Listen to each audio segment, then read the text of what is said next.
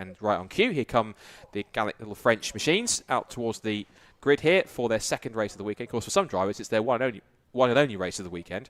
And here's how the grid lines up. So from the second qualifying session, it's Tom Perry in car number 1. The car he shares with Nick Crispin's in this car, but it's number 18 car, Team Gadget Racing. Tom Perry will start on pole position. Andrew Bull starts alongside in the front row of the grid, with Nick Crispin in 3rd and Brian Heary in 4th position for Crisis Tech Rouge. Then it's Ethan Sparrow, who finished 2nd in race number 1 earlier on, alongside Howard Wright in car number 42. Then it's Steve Walford and Simon Turner, followed by Sam Archer and Glenn Osborne rounding out the top 10. Glenn Osborne comes next in car 33 for Sebastian Jones-White, last year's vice champion. Chris Yates and Martin Ryman come next on the rows from Lawrence Broadhurst. So I've also missed, I think, no, I'm good with numbers. Lawrence Broadhurst comes next in 14th. Then it's Roy Eastwood and Matthew Hollis, Martin Sutherland and Robert Dawson, Jennifer Hall and David O'Keefe. And an extra car on the grid is Shirley Hennessy, although we've got 21 on this grid rather than 20. So an extra car didn't make the start for race 1 in the first group earlier on today. So, as we've proven, as we've seen, the 2CVs, one of the older, more popular cult cars in the field, but of course on top of that, they are quite a colourful bunch. You can see almost all the colours of the rainbow present, and from blue and gold to orange to teal to green to red to all sorts of shades of blue in the mix, and white and black and everything else in between.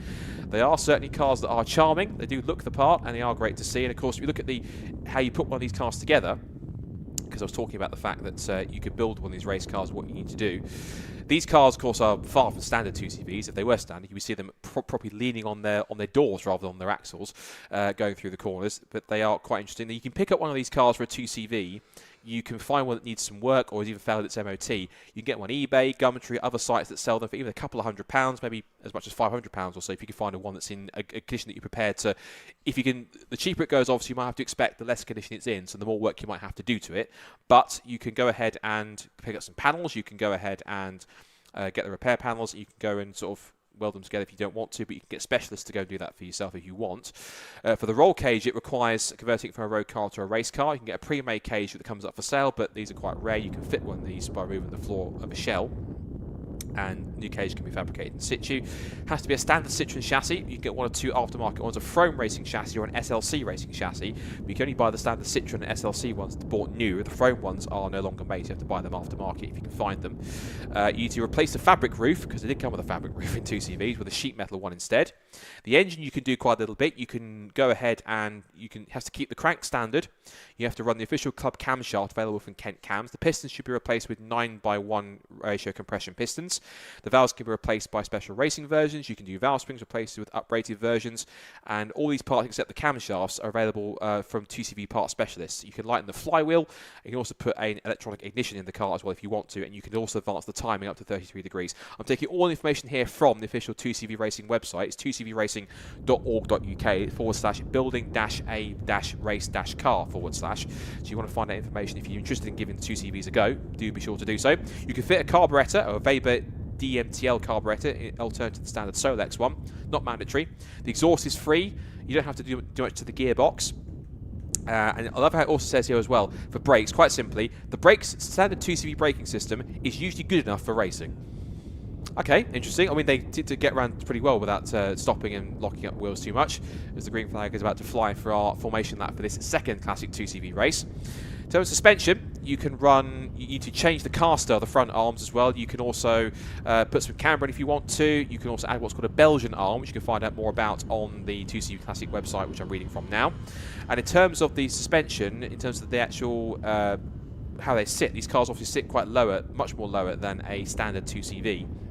Because if you look at the information, they run a ride height of about 170 to 175 millimeters on the front, 195 to 200 on the rear, measure from floor to sill, and the springs are uprated. They're something a bit stronger, about 2,500 to 4,000 pounds, and the dampers usually replaced by off-the-shelf Gaz or Avo units, but you can also use standard non-adjustable ones with thicker oil as well.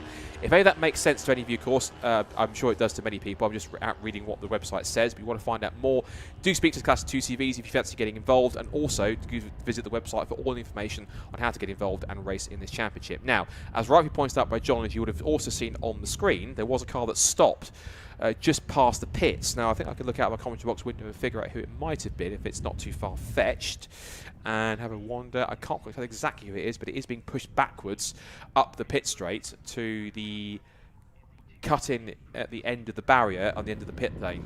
exit. And in fact, there it is. It's 300 that's stopped. That's Shirley Hennessy's car, sadly. So that car, blue and white, with a little bubble effect on the front as well. Sadly, not going to take any further part. But so we were going to get 21 TCVs, John Ratcliffe, but unfortunately, due to Shirley Hennessy's car giving up the ghost just meters into the formation lap, we're going to get the 20 that we had earlier on in race number 1. Indeed, yet still 20 of them going at it here for another 20 minutes to cap off their racing weekend. Let's see how we go then as we press on through this green flag lap. Of course, slightly different order, certainly different to what we saw at the end of the race, of course, with the second fastest time setting the grid for this one. Of course, Crispin and Sparrow broke away beautifully at the sharp end, didn't they?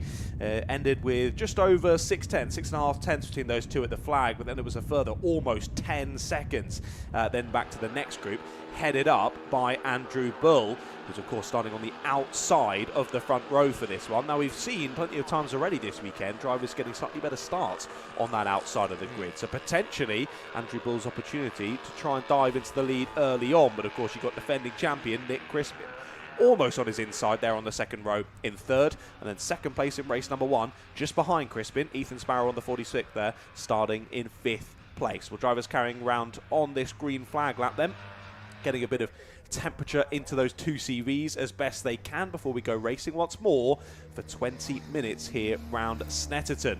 Again, to highlight throughout the entirety of the season, I do love how these cars and these drivers in this championship goes back and forth between sprint racing and endurance racing. So 2 sprints here at Snetterton, then 2 sprints at Mallory Park, then 2 sprints at Silverstone National, and then at Knock Hill they've got 2 sprints and a 90-minute enduro, and then to cap off the season with the 24 hours back here at Snetterton. But sadly, we knew we're not going to have 21. Sadly, it doesn't look like we're going to have 20 now as another driver pulls off to the side. And that's Jennifer Hall, I think, of a 96 by the look of it, but number-wise, it's the blue and white car, which would have started back in 19th. So 2 of our lady racers had hitting troubles before the race even started, very sadly.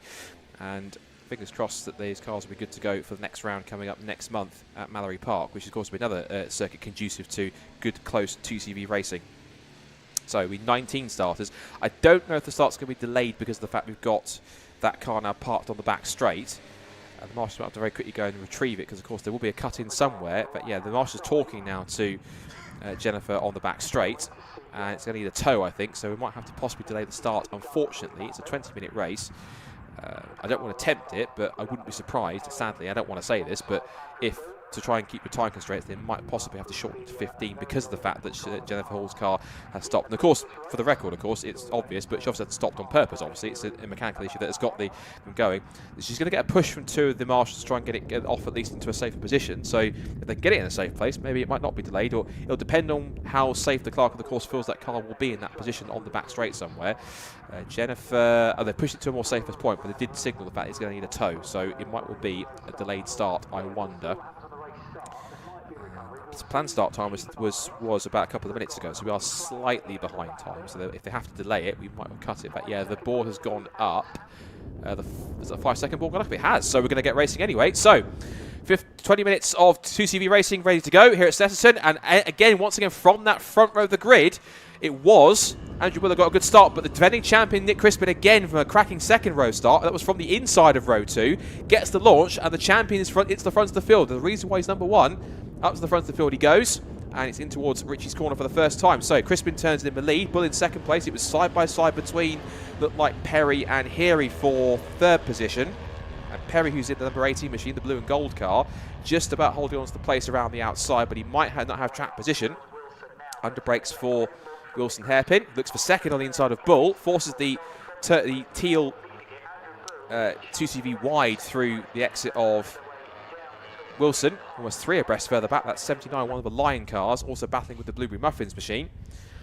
In 3 wide in towards Palmer's as well. That's Walford battling away with the 42 of Howard Wright, and also that's Brian Heary who's dropped back a couple of places. There's also that's Ethan Sparrow coming through. Is it in second place? It is. So a cracking start for Sparrow. So the top 2 from race 1 have quickly put themselves into 1st and 2nd. Bull defending on the outside towards Agostini Hairpin. A great sight, these 2 CVs down towards it. They almost look the most unconvincing race car ever, but they are fantastic to look at. And of course, and given they are sat down a bit lower on those stiffer springs, and they are on standard brakes, of course, they don't rock around and lean on their suspension like the standard cars would, but the fact they're sitting nice and flat and true through the corners, they're proper little classic race cars. And as they go up through Oggie's corner, it is Sparrow into second place now. for 5th on the grid.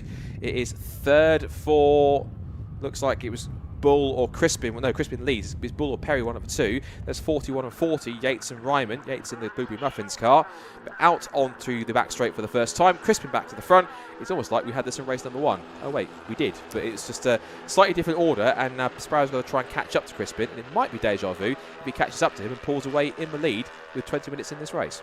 Yes, let's wait and see what happens. Of course, these two scampering off over 10 seconds clear in race number 1. Let's see if they can do it here again in race number 2. What a start that was from Nick Crispin. We knew he was going to get a blinder of a start, but that was something special there. Already getting positions before they'd even really cleared the gantry here on the start-finish straight. But as we continue to press on through lap number 1 then, as we say, Crispin taking to the front, Sparrow going with him. But for the moment, they're not dropping the rest of the pack as squabbles continue further down the order. The 33 and the 13 now going side by side. That's Glenn Oswin trying to make up another position, this time on Sebastian Jones-White, as those two continue side by side. Oh dear, one of the Lion cars nursing a bit of an injury there as they continue to press on down through Coram for the first time. Couldn't quite tell if that was part of his own car or something he'd picked up from elsewhere, but either way, not looking 100% fighting fit, that car, as they head through under the gantry again. On to lap number 2 we go, and once again, your defending champion in the lead of the race. Steve Wolfer's car, a bit battle-scarred already. There looks like it was missing or damaged front left wing on that car as he comes across the line. And as it was in race 1, we've seen this before, haven't we? It's Sparrow in the wheel tracks of Crispin, the defending champion in the car number 1 in P number 1. Down towards Richie's corner again. So Crispin leads, Sparrow second, Perry third. Then it's Bull, Wolford and Heary. That's the top 6. Then it's Wright in the Liquid Molly car. 8th is Turner, 9th is Jones-White, and 10th now is the number 33 of Glenn Oswin in the ECAS car. That's the purple and yellow machine. There it is. And then down towards the Wilson hairpin again for the second time. And as it was in race 1, Sparrow trying to go away with Crispin out in front. But I wonder if this time Tom Perry will try and move forwards in order to put a bit more pressure on if he can. And he's actually being under pressure now from Bull down the outside in towards Palmer's, and Bull is trying to force the issue on the outside line but gets shown the edge of the road and the curb. Now Wolford has Heary to his inside in the blue and green machine. Now the sprint down towards the hairpin, and you can see once again Sparrow working with Crispin in tactic here, because the difference he's got to try and make this time is that he doesn't get the last lap of the race, try and make the move, but then lose it down at Oggy's hairpin like he did, going a bit too. I think he lost the brakes, so something wasn't quite working. He just lost the back end of the car and slid wide. So this time, hopefully, he can work out much better and push forwards in a much better sequence this time, going into the next part of the race. We've already had almost 5 minutes go in this race. They're only on the second lap of the race, which is quite extraordinary because lap time-wise, off the line, Nick Crispin did a standing start. He did a lap time in just under 3 minutes from a standing start, which is pretty good, I suppose, for a 2CV. As for Sparrow, he's not waiting like he was in race 1. Up the inside he goes into Williams, and Crispin has to give him the road, but he will tuck straight back into the slipstream.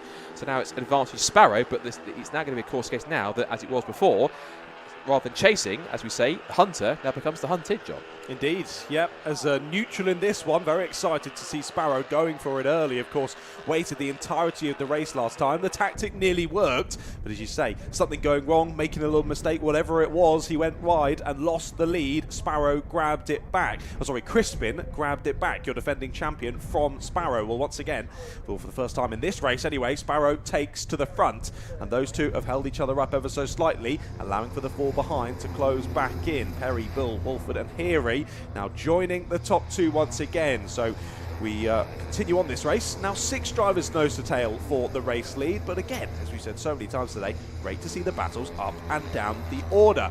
Here is the 21 of Sunderland battling with the 48 of Broadhurst there. I think this will be for 17th place, I believe, so slightly further down the order than these drivers that we cut back to, but good to see drivers all involved in the 2CVs, all getting a good showing for their money and getting involved in some great racing. Well, on to lap number 3 we go then, and it looks as though Crispin has lost a bit on the exit. He's dropping back into the clutches. Yeah, he's not only Sparrow getting away, but you're absolutely right. He's falling into the clutches of Tom Perry now for second place. It's not quite how it was in race 1, where the top 2 pulled away. We've now got a group of 6 battling for the lead, which is excellent to see.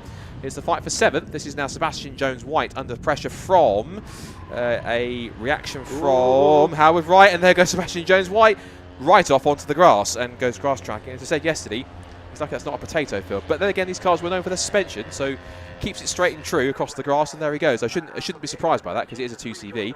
He rejoins just on the outside of both Glenn Oswin and the 79, which is Sam Archer. Holds the outside line to keep ahead of Archer. He'll try and get past Oswin again to reclaim the place. That will put him back into 9th position if he gets through. And now it's Howard Wright under pressure from the 81 of Simon Turner as they come out of Palmer's once again on lap 3. Look at this, 6th from a lead down towards the Agostini hairpin. This is, if you've never seen it before, this is classic 2CV racing. I think it's safe to say, welcome to BRSCC, because they'll certainly give us quite a spectacle here. What a sign they were over the winter. Yeah, they're treating us, aren't they? More battles throughout all of the groups here as well. 2 big moves. They're down at Agostini as leaning on the door there at the 42 goes the 81. So this is battling over 8th place. Then Turner trying to get past Wright. I think he's just about done that, but they'll continue on down through side by side almost into Hamilton's. The battle behind certainly was, though, at the bottom end of the top 10. Here we cut back to them. And yes, both of the 2 pairs still absolutely side by side. The Liquid Molly car with the inside line will just about retake the position, though, so the 42 heading on back through, Wright holding on there to his 8th position.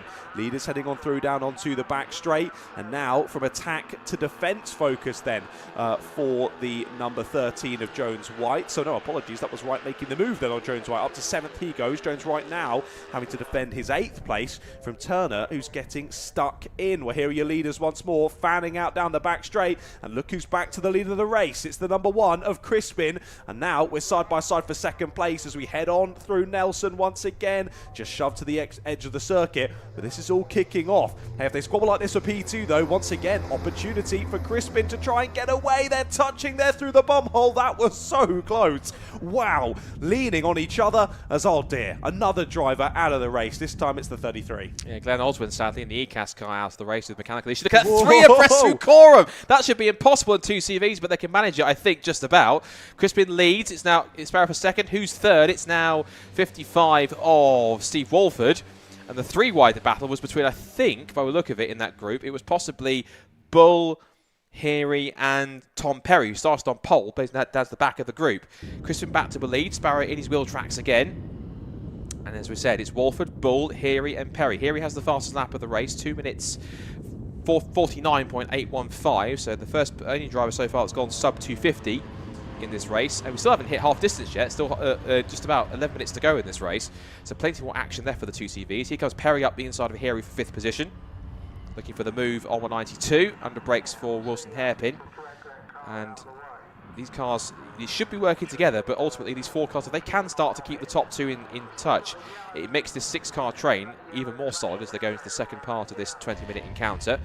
Nick Crispin, defending champion, number 1 on the door, Ethan Sparrow, who has been making the most of, that's probably one of the more, slightly more modern looking liveries on the 2CV. Of course, the other cars have got more, slightly more blockier liveries and more kind of single colour liveries and more simpler paint jobs, but of course it's a colourful field that you have in 2CVs. Down towards Agostini hairpin again, this is on lap 4. And still Crispin holds on. Walford holds the inside of 3rd place on Bull. This gives Perry the chance to get back past. Here's the next group of cars from 7th place backwards, with Sebastian Jones-White battling with Wright and Turner. And of course, Sebastian Jones-White recovering after his excursion on the grass at Ritchie's a couple of laps ago. In fact, it was the last lap, in fact. Keep forgetting these cars are lapping of a 2-minute 50, so I think they'll do more laps than they actually have. There goes number 40 as well. That was the car Chris Yates and the wonderfully titled team name Blueberry Muffins. Yes, that is real. And as they come out of the infield section, back onto the back straight, you see their Bull being pushed around by Perry. Just flick of the rear wheel cover as he goes through Williams onto the Bentley straight. And here he might get a double toe from the 2 cars here as they push themselves down. But the double toe, look at this, on the back of Walford. Through goes Bull. Here he'll try and get, Perry will try and get past him as well. But I think it looks as though for the moment, John, both Crispin and Sparrow, I think, have called a temporary truce. They're going to try and get away like they did in race 1 and let the cars behind scrap for 3rd place backwards. Yeah, now we're seeing much more of a carbon copy of what we saw in race 1, aren't we? Drivers settling in to battle for 3rd place as Crispin and Sparrow continue to extend their gap and drive away up the road. Good to see as well Steve Walford running the updated 2CV cooling package there on his number 55, aka removing part of the front bodywork. But it doesn't seem to be impacting his overall pace at the moment, which is good to see. He's right in amongst it, battling at the sharp end in that leading group. Here are the two Lion cars. They've clearly very similarly matched the two drivers behind the wheel of those two Lion cars, as we've seemingly, every time we've seen them out on circuit, they've been nose to tail, these two, getting properly stuck in, which is good to see. And it's still Archer who's pressuring, so I should say, the rear bumper of his teammate. And we look forward here to Jones White. Of course, got sucked into this battle a couple of laps ago, had that little moment as we mentioned, but has got back to the sharp end of it and is looking to press on. Well, if the battle ahead for third place continues to get all sorts of sharpers, as we've seen over the last few laps, maybe there's a chance to close back up. But I might just eat my words, as I now see on screen quite how sizable that gap now is from 6th to 7th as they come across the line. It's 2 seconds back from the leader to 6th place, and then it is a further 13 seconds back to 7th. Yeah, that's going to be a difficult one to catch up, I think. A little bit. This is a safety car, touch wood. Let's That's hope very not. true. In terms of lap time, we thought 2:49 was quick. How about 2:48.9 from Tom Perry, 4th position? He sets a new fastest lap of the race, and how. But everyone apart from Walford in that top 6 at least 2 minutes 49, but a 2:48.9 for Perry in the tow, certainly working out well. Sebastian Jones White turns his way through the hairpin, still in 7th place, the head of that group. There's the two Lion team cars, 97 and 79. They come out of the hairpin now on lap 5. You can see the Liquid Moly car on there too. Of course, there's a team, I'm not sure it's the same team, but there's Bacon Racing that races in the City Car Cup and C1 Endurance, and they run Liquid Moly sponsorship as well, so their livery is very, very similar to that one, in fact, exactly the same. So hence why I call C1 Endurance almost like the spiritual successor, if you like, or the modern day equivalent of 2CV Racing, because it's very similar in terms of its characteristics with these cars. The only difference is with the C1s, they run standard road suspension because it has to be MOT compliant. And when you watch them through the corners, they do pretty much, unlike these cars, they lean quite a lot in the corners to the C1 cars. There's also the City Car Cup cars, which are more like these. I think this is more like classic city cars. So these cars they've got a lower suspension, they've got a little bit of uprated engine bits on them, so it's more like a City Car Cup car of old rather than a C1 Endurance car, if you like. But they do race them, of course, over a long distance, which is interesting mix of the two, if you like, in that sense. And there's two different formulas in modern days that are kind of like separate their own tributes to what 2CV racing is and has been over the last few decades. Leaders come back down the back straight towards Brundle and Nelson again. Crispin in that familiar fluorescent red and dark blue number 1 car turns his way in through the first part, and he'll flick right through Nelson. But both Perry and Bull have pulled away from both Heary and Walford here, so they're starting to pack up here. There's almost a bit of tandem work here, like we do in NASCAR. And Perry and Bull are starting to close in here. And also you see Walford physically pushing Heary towards the bomb hole. I think he has to back off a little bit if he does that through the middle of the corner. Otherwise, that car might get a little too unsettled, and then probably cover your eyes on what happens next.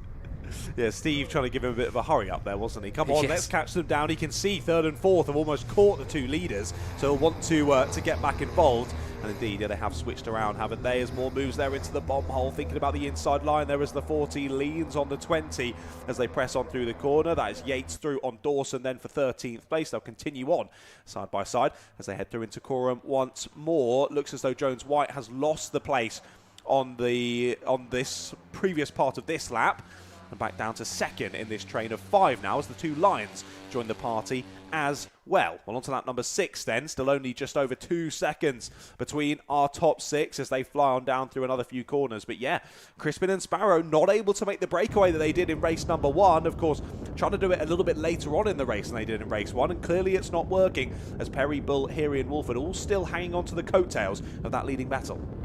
And the gap between them collectively is 2.7 seconds, which is not a small. It's not a big margin in 2CV racing, particularly with cars that run at a slower pace compared to Mazdas or Fiestas or Caterhams. As we see here, Martin Ryman battling away with the Blueberry Muffins car of Chris Yates. Back to our leaders as they come out of Palmer. We're just under 5 minutes to go, so still a quarter of the race left to go here. And as you see, Perry leading Bull to try and close up to the top 2, and he's not too far away. He might get the push down the back straight or down any straight from the turquoise car in 4th position. Here's our fight for 7th, and they've changed back around again because these two have been swapping places constantly, both Turner and both Wright and Jones White. Wright in the Liquid Moly sponsored car in blue and white. The white and gold machine is there, and the camera flicked around because something might have happened in the background. But instead, what is happening is Wright goes through, also opens the door for the 81 of Turner to try and squeeze past. That is going to be Simon Turner, who started 8th on the grid, and also 97 in there as well, which is the 97 of David O'Keefe, started back in 20th, so he's into the top 10 already, trying to pick his way through a little further. Here goes the leaders, and this is interesting. Look at this. So Perry is pulled away now from Bull. Sparrow has the run. He's trying to push Crispin in front, but here comes Tom Perry with a double toe for both the cars in front. He might make it possibly a 3-car fight for the lead. He's left Bull behind into the clutches of Heary and Wolfers. So I'm not quite sure Bull would appreciate being left behind in his toe. But Perry is thinking, right, I've had my fun. That's all for themselves. Every man for themselves is what I was trying to say. Through Brundle and Nelson. A little wide for Crispin off the apex, but he's got nice momentum. Holds through towards the bomb hole. And I wonder here, this is going to go on to, I think, the last lap of the race coming up with 3.5 minutes on the clock now. So I wonder possibly, is Perry going to change for second place? Or is it going to be a possible run here? Meanwhile, casually 3 abreast, nearly 4 abreast. As I think, thankfully, Sebastian Jones-White doesn't want to make it 4 wide. It's still 3 wide on the apex of Brundle. And out of all of that comes 97 Darren O'Keefe. Remember, he started 20th and he's now up to 7th. That's an extraordinary run so far for him for the back of the grid. And doing quite well to prove that, well, if you get a good enough start and keep persistent enough, he gets to the front of that second group. If he can stay there, he could be one of the unsung heroes of the weekend. Yeah, what a run through the order in this one so far from O'Keefe, and already he's trying to launch some more attacks here to make up some more places. Yeah, that was a little bit of a heart-in-the-mouth moment there. Jones-White didn't make it 4 wide, but then he did have a bit of a wobble through the left of Brundle. I thought, oh no, suddenly we've got 3 drivers converging on the same piece of tarmac. But no, Jones-White did a very good job there of dealing with that slide and carrying on as this battle continues on then onto another lap of proceedings. Yeah, I'm not sure. I forgot to look as the drivers came past as to what time we had left on the gantry when they did start the final lap. But I was going to say to answer myself and see the last lap ball, but I can't quite spot it out of my window just yet, so we'll wait and see when they do come round. But potentially onto the final lap of racing this weekend here for the 2 CVs. And again, just like we've said so many times, that's a big wobble. Tank slapper off at the first corner, goes one way, goes the other, spins off into the grass, and off stage left finally then goes the 42 of Howard Wright. A shame there for him, but actually pretty well held, all things considered. That 2CV did not want to stray on the straight and narrow. Well, as the leaders carry on then, still Crispin in the lead of the race, Sparrow applying the pressure with Perry, Bull and Heary still there in tow, but look at this. Crispin, for the first time in this race, starting to actively defend, covering off the positive exit there out of Agostini for the 46 of Sparrow. And neutralises at least one overtaking opportunity for Ethan. He'll have to settle back in and think about this. But I think this is, we can definitely both agree, the crucial area of the track here, particularly if this is onto the final lap, the slipstream down the back straight. Now, we saw Sparrow pushing Crispin down the Bentley straight last time around. I can't imagine he's going to do it again here, particularly the fact he's got Perry right in his wheel tracks. As here you go, pulls out from the slipstream, does Sparrow. This race is on, ladies and gentlemen, as we head down into Brundle and Nelson. To the inside line, then goes Sparrow, and he's going to get the push from Perry as well. As we go down into the braking zone, Crispin is going to get hung out to dry here on the outside line. To the lead goes Sparrow, and side by side for second place. This will put Perry on the outside line, then for the right-hander, Crispin holds P2. But can he get a good enough exit here to challenge for the lead again? Sparrow got very sideways to the Brundle, but he has managed to hold it pretty well. And Crispin wants his lead back as he goes through the bomb hole. Tries to go around the outside. It might be the door open for Bull, who gets back into this. Here he's up to 4th position. Perry's been shuffled back to 5th somehow. He's going up the inside, and Bull wants to get the lead, possibly. Round the outside goes Crispin of both of them, and there goes Bull trying to get the lead now, side by side in towards Coram Corner. Bull could go to the front here. He gets himself in the right position. Here he goes up the inside as well as Crispin. Crispin back up the inside. Bull holds on to it. The checker flag inside. There's contact, and Bull gets his nose in front. He was 4th in a couple of seconds back at one point, but it's going to be a drag race, side by side, side drive. Crispin versus Bull. Get the photos out. It could be a photo finish. Here they come to a line. It's going to be Bull or Crispin. Who's it going to be? Side by side at the line. Who's it going to be? Oh, Bull got it. Fantastic. Andrew Bull steals it on the line on the final lap of the race by 47 thousandths of a second. 0.047. And at one point, he was far back from the top 3 and he was out of it. That is astonishing. Andrew Bull snatches the victory in the second Classic 2CV race by less than half a tenth of a second. And the run to the line for 7th place is going to be Sebastian Jones-White only just. He beats Archer by a tenth of a second. That is absolutely incredible. I have to say, c'est magnifique when it comes to the 2CVs. Excellent stuff. And if they're all like that for the rest of the season, again, sign us up. That was brilliant stuff. That's what Classic 2CVs can do, and that was incredible stuff, John Ratcliffe. And Andrew Bull, possibly, in a positive way I can put it, was probably the most unlikely winner out of that 6. Harry maybe, and Wolf was in there too, but at one point Bull was a couple of seconds back. Like, Perry had left him behind. And he's all of a sudden got back into it. It was all that run down the back straight. He found his way out the inside line, somehow got to the outside. There was a bit of contact on the exit. And on the run to the line with the side drop, Andrew Bull beats the champion by 47 thousandths of a second. Amazing. Wow. Amazing. Yeah, just like we said with the Caterhams, 2 CVs, you guys can come back. That was absolutely class, wasn't it? Fantastic racing there in the Classic 2CV Racing Championship. And yet again, how many times have we said today and yesterday that a gap has been less than a tenth of a second across the line for the win? Unbelievable. And we saw there as well, the 2 Lion teammates going side by side. That gap was only 18 thousandths of a second there between O'Keefe and Archer. Archer just about grabbing the position from O'Keefe on the line there, the two Lion teammates. But yeah, wow. 2CV Racing comes to a close then here at Snetterton. But what a way to kick off the season. Super exciting there. Of course, in the first race, we saw Crispin and Sparrow just scythe on ahead. And it was just between the two of them, 10 seconds up the road for the lead. Well, that one, it all kicked off a bit earlier and left 6 of them to play for it right to the checkered flag. What a race.